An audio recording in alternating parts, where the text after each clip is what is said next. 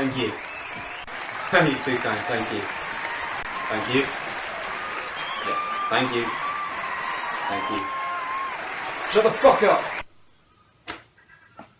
Sorry about that. Hello, and welcome to another episode of If You Can't Stand the Heat, Get Out the Kitchen. I'm your host Dylan, the Taker of Wit. And before I begin, I'd like to thank Michael for filling in for me last week and for cooking his delicious Mexican fajitas. But since I'm back, I decided I'm going to be taking your taste buds on a trip to a little country that I like to call Japan. This week's meal is known as a chicken katsu curry, a cornerstone of Japanese cuisine, which many of their restaurants and food banks often attempt to take on, but sadly cannot master. But the question is, will we be able to master it tonight?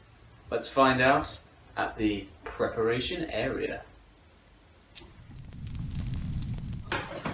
So here we are in the cooking area, and before I begin, obviously I'm going to need some ingredients, and there we go.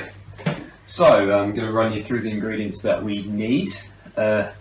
Garlic, first of all, an onion, and then we've got these weird orange things. I'm not sure if any of you all have ever seen any of these before. These are called carrots. And this thing in them called carotene, which helps you see in the dark. And we're going to be using this mainly because of the flavour that it's going to be contributing to our sauce. All these ingredients are for our sauce. We're not even touching the chicken yet. Don't forget to buy rice. We've got some chicken stock, because what goes better with chicken than chicken extract. I've got some curry powder, some soy sauce, some honey. Tell me about the honey, mommy. Some garam masala, and some flour. And when I say flour, I don't mean this kind of flour. I mean this kind of flour. So first of all, what I'm going to be doing is I'm going to be cutting up my carrots. Now this thing is called a peeler, which is very handy for peeling said carrots. Get them done a lot quicker than if I was using a knife.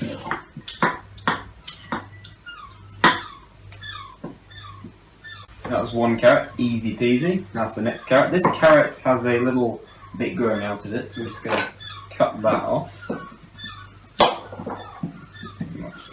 Head up at the same time while we're at it. Always remember to cut the heads off your carrots. I'm going to peel this one as well.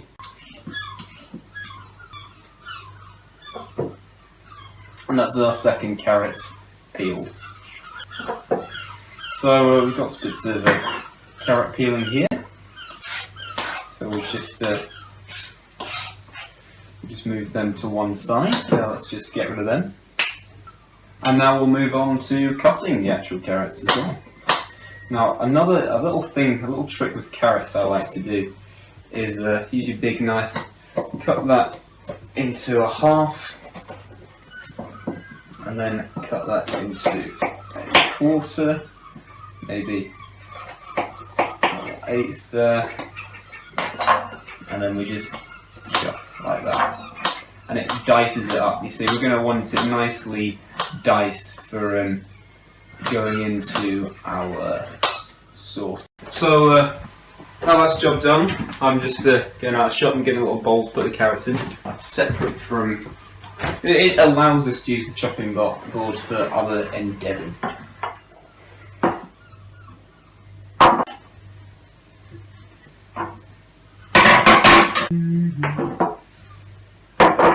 So now that we've done the carrots, we're going to move on over to the onions. So we've got one onion. Please do not cry when you're cutting it, because that's the sad thing about onions, is the urge to cry when cutting. And it's mainly because onions are evil. Onions don't care about your feelings. They're just evil beings sent down to make us miserable. But if only they didn't taste so good. But alas, because they do, we have to be subject to their evil. So I'm going to try not to cry when I'm cutting this onion, but it's going to be tricky.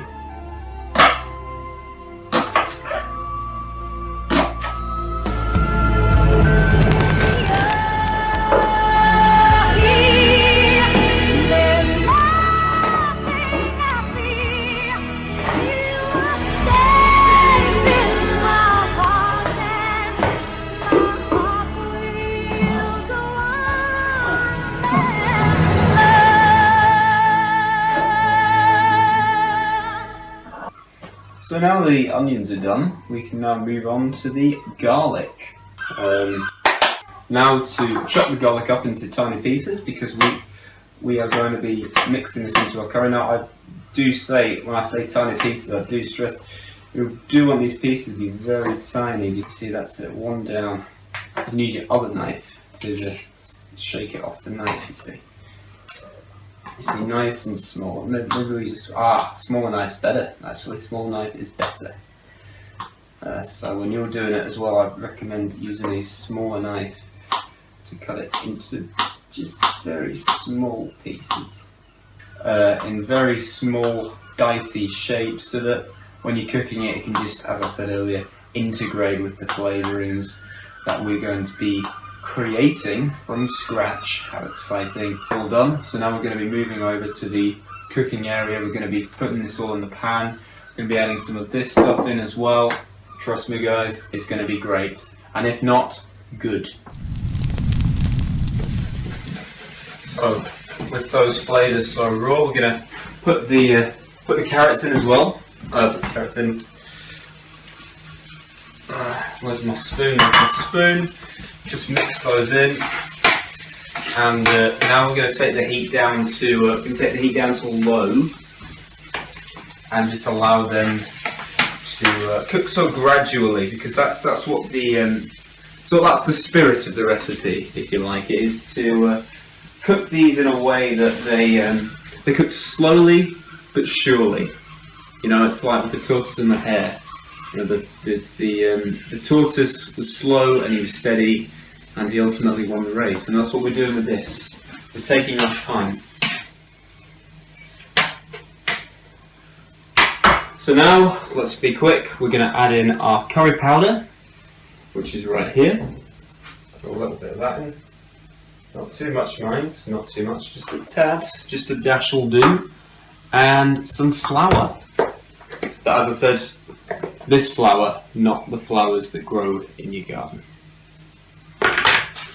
Put some of that in as well.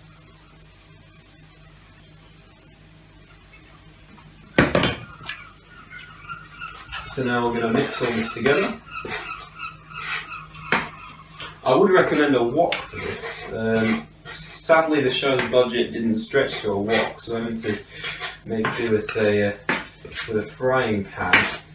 As you can see, when you mix in all the flavours in, the flour nicely mixes in it, and the vegetables as well, they're nice and soft. And now we're going to pour in the stock. I'll just go and get that. And this stock here is what turns it into a nice sauce.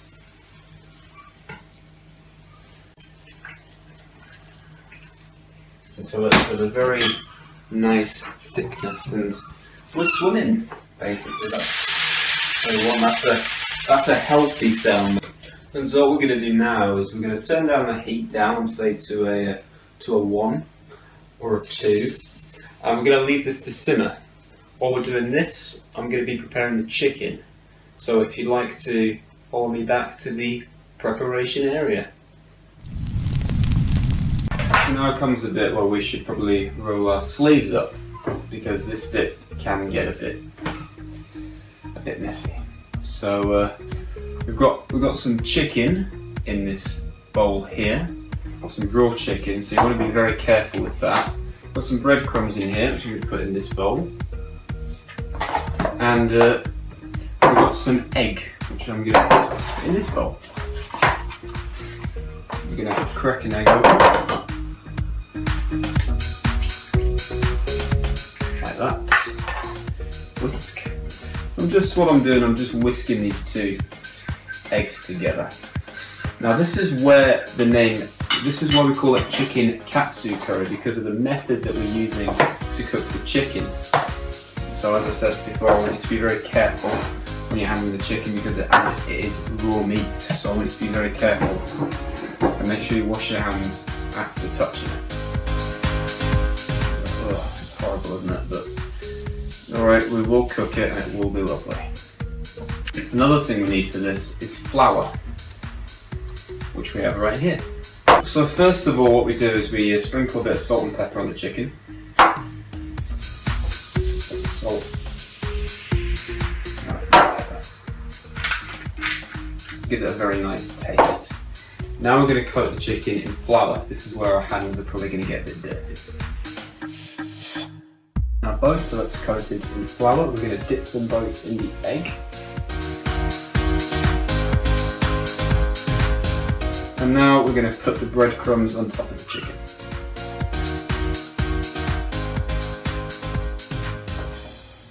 And now we can cook the chicken.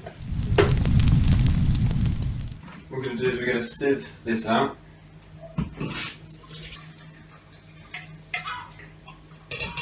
But the residue is something that you might be interested in keeping because of the flavouring. So we're going to pour that all back in there. So we've just got the sauce there and that's still simmering away.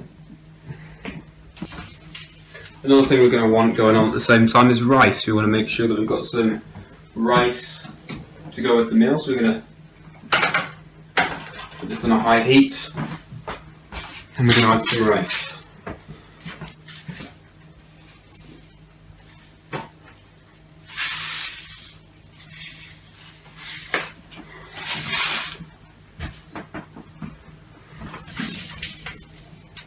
Now we've got everything just where we want it.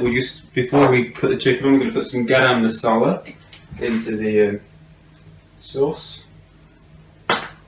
While that's still simmering. And now we're going to cook the chicken.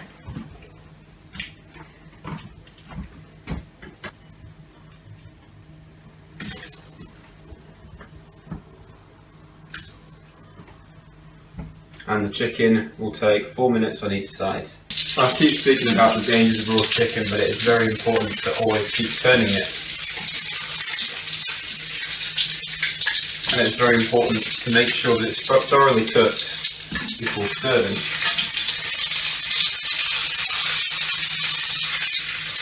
You also want to be careful when frying it that it may look cooked on the outside, but you want to check that it's cooked on the inside. So when it gets to that stage, we're going to be cutting in the middle just to be on the safe side, because honestly you really don't want to be risking food poisoning. The recipe does recommend 5 minutes on each side. The recipe is on our website, itc.com/kitchen. There's also another website which has a similar recipe. So obviously what we need to do before eating it is we need to check that it's white in the middle. Get a fork and knife.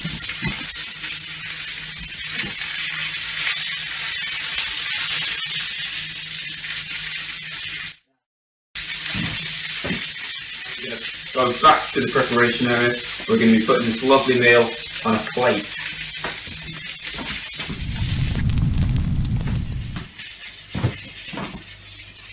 So now I'm going to be placing this on a plate, and I believe that I might have made myself a bit too much, but I think it's always better to make yourself too much than not enough at all. I don't know how I'm going to fit it all on the plate. We've got our rice and our sauce in there, which is all lovely. The sauce. Mix it all together. I'm going to put our rice on. I think I made myself too much rice as well. I'm not going to eat all of it because I have made myself too much and it'd probably be mad to eat all the rice that I've prepared for myself. And now for the sauce on top. The pièce de résistance. And now I think that's pretty good. So now at the end of all that, I feel like we've got a meal that is, we are ready to find out if this can beat the other Japanese establishments that try so very hard to make this meal but always fail miserably. Thank you very much to all of you who have been watching this, and thank you all those that have been willing me on. Now I'm going to go and enjoy this. Thank you very much. Thank you.